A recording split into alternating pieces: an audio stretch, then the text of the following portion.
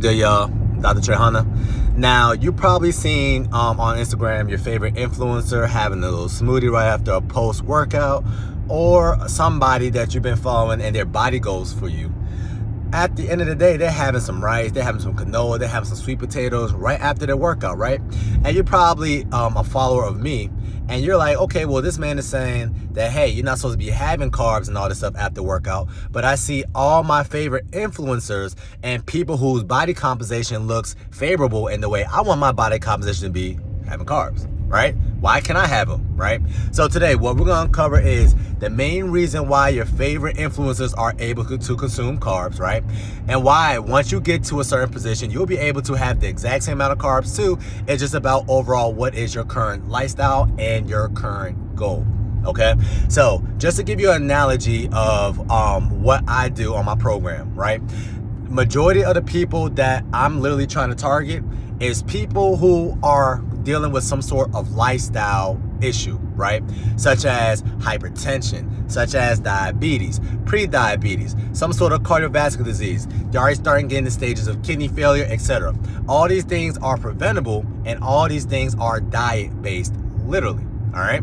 Now, ironically, the people that you're usually seeing on Instagram who got the 6-pack, they probably got a 2-pack in their neck somewhere, right? Got the veins popping out, and they're having these acai bowls and all that stuff. One thing that a lot of people don't take into consideration is what is their current goal. All right. So, for instance, let's say me and you is about to or want to get to Miami, right? We both live in Maryland. Now, there's 3 ways we can get to Miami, from what I know. You can go on Miami through driving a vehicle. You can get to Miami by getting on a boat, or you can get to Miami by flying. Which one is the most convenient one and the fastest and the most efficient way to get to Miami? You don't gotta think too much of it. We all gonna say what? Through plane, right?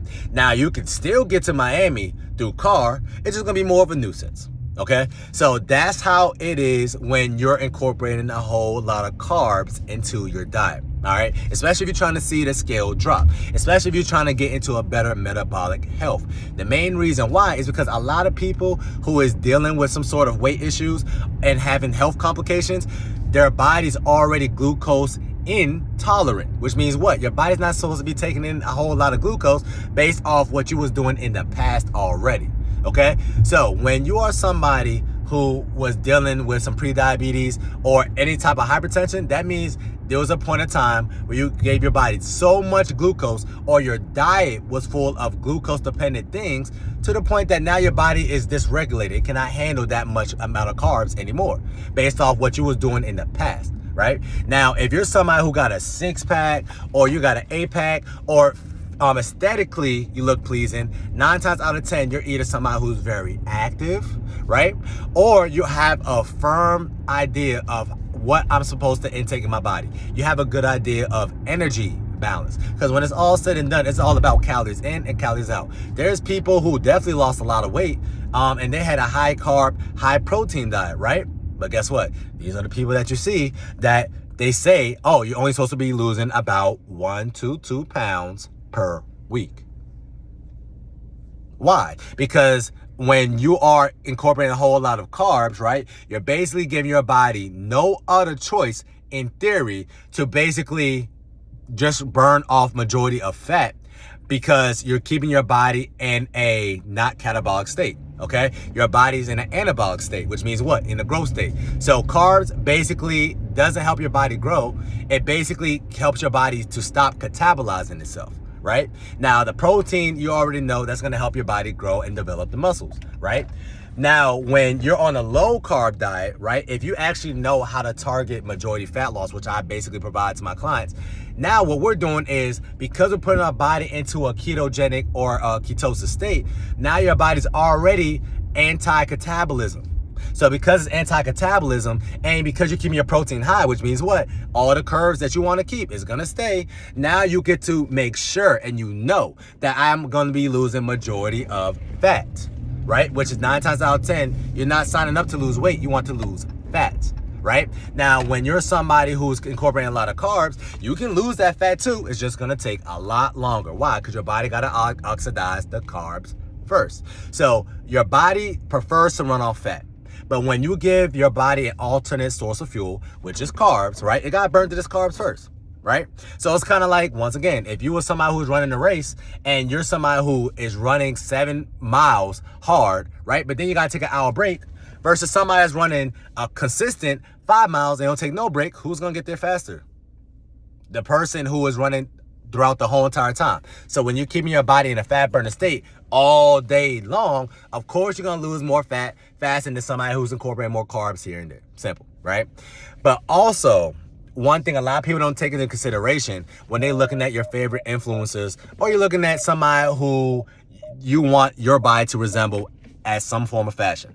These people took time, 1 to 2 to 3 years, weighing out every single thing that they put in their mouth 9 times out of 10, and now they know exactly what they can have. When have you ever took the time out of your day or out of your life to go ahead and actually weigh out every single food to the gram? Never. Majority of the time if you're following me, okay? I don't even like doing that. That's why I created this program where I tell you exactly what to look out for.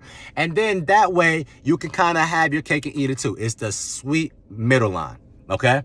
So what I want you to understand is when you're actually at a position where you can go ahead and start incorporating more carbs, that is at the position where you're not trying to lose weight anymore.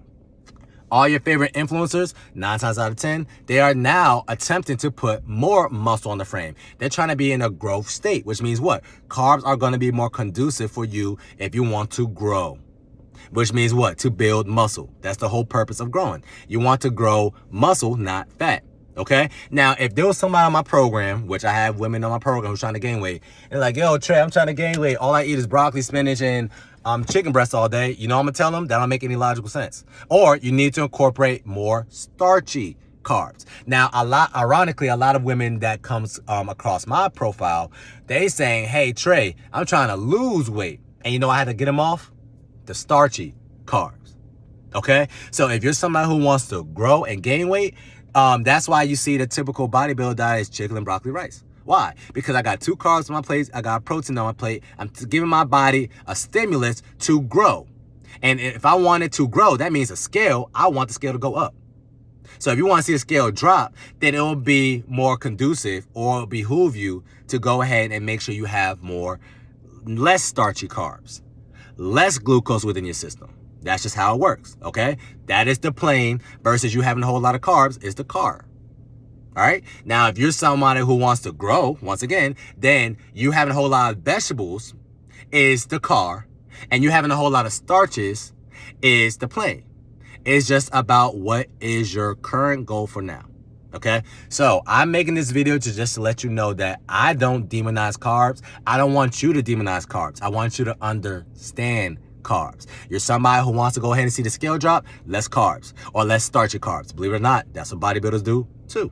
Okay? Now, if you're somebody who wants to grow, which means what? You're trying to put on weight, you're trying to put on muscle, you're trying to make that ass grow a little bit more, right? Then you need more starch. Okay? Now, you cannot turn fat into muscle. You got to burn fat. These are 2 totally separate things. Okay? So with that being said, if you are somebody who is more active as well, which means what? You're going to the gym. You're not just doing some cardio. You're also lifting weights. You're prioritizing lifting weights, right?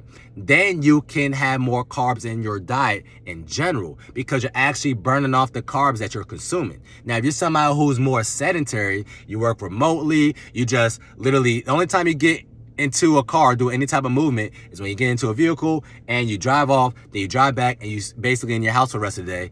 It will not make sense for you to have a whole lot of carbs because you're going to keep your body in a growth state when you're trying to see the scale drop.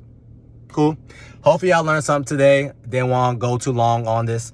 And that's your reset tip of the day. It's going to help you stay snatched all the time. Notice sometimes do not demonize carbs. Just understand carbs. Cool. Talk to you soon.